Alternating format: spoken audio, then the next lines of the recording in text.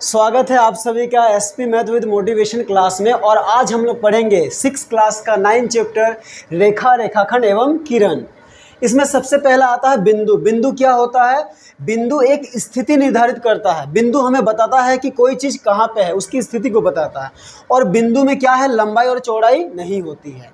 अगर मान लीजिए हम लोग पेंसिल या कलम को उठाते हैं और कागज़ पे ऐसे रखते हैं तो वहाँ पे जो आकृति मिलती है वो क्या होती है, बिंदु।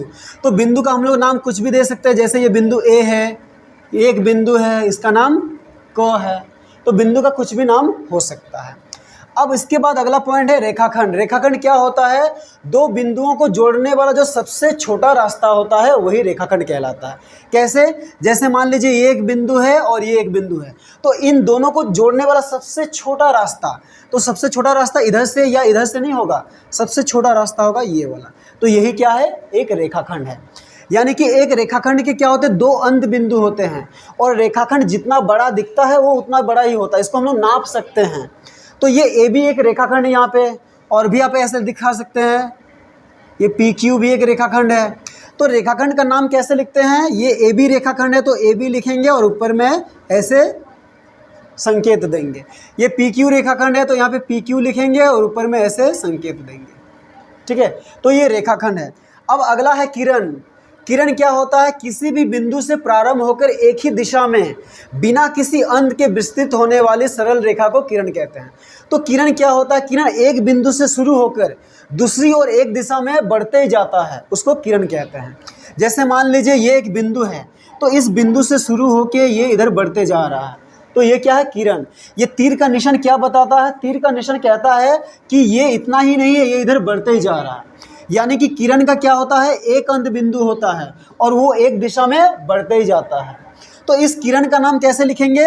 ये ए बी किरण है तो ए बी लिखेंगे। और ये कहाँ से शुरू होके जा रहा है? ए से शुरू होके बी की ओर बढ़ रहा है, तो इसके ऊपर में ऐसे संकेत दे देंगे। अब मान लीजिए एक ऐसा अगर किरण है, यहाँ ये बिंदु से शुरू हुआ और इधर वो आ रही है, इसका नाम है पी क्यू। तो ये किरण कहाँ से शुरू हुई है? पी से, और किधर बढ़ रही है? क्यू से। तो ये इसको लिखेंगे पी क्यू लिखेंगे, पर ये पी से क्यू की ओर जा रही है ना, तो ऐसे दिखाएंगे। इसका मतलब क्या है? पी से शुरू होके क्यू की ओर बढ़ रही है। तो हम लोग किरण की लंबाई को भी नहीं माप सकते हैं, ये एक और हमेशा बढ़ते जाता है। और किरण का क्या होता है? एक अंत बिंदु होता है। ठीक है, इसके बाद आगे क्या है, रेखा। रेखा क्या है? इसका कोई अंत बिंदु नहीं होता, ये दोनों और अपरिमित रूप से बढ़ते रहता है।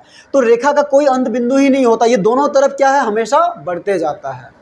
जैसे मान लीजिए ये एक रेखा है, ठीक है, ये तीर का निशान बता रहा है कि ये इधर बढ़ते ही जा रहा है, ये तीर का निशान बता रहा है कि वो उधर बढ़ते ही जा रहा है। तो रेखा का कोई अंत बिंदु नहीं होता है, वो दोनों दिशाओं में अपरिमित रूप से बढ़ते रहता है। तो इसका अगर नाम लिखना है तो कैसे लिखेंगे? ए बी लिखेंगे और ऊपर में ऐसे चिन्ह देंगे। दोनों ओर तीर का निशान मतलब वो दोनों ओर बढ़ रहा है। तो हम लोग रेखा की लंबाई को भी नहीं नाप सकते हैं। हम लोग किसको नाप सकते हैं? सिर्फ रेखाखंड को। किरण और रेखा की लंबाई हम लोग नहीं नाप सकते हैं। ठीक है, इसके बाद है आगे है वक्र रेखा। कागज पर पेंसिल से टेढ़ी मेढ़ी रेखा खींचने पर जो आकृति प्राप्त होती है वे वक्र कहलाती है। मान लीजिए आप पेंसिल से कागज पे कुछ भी टेढ़ी मेढ़ी ऐसे रेखा खींच दिए तो ये क्या हो गया? वक्र हो गया।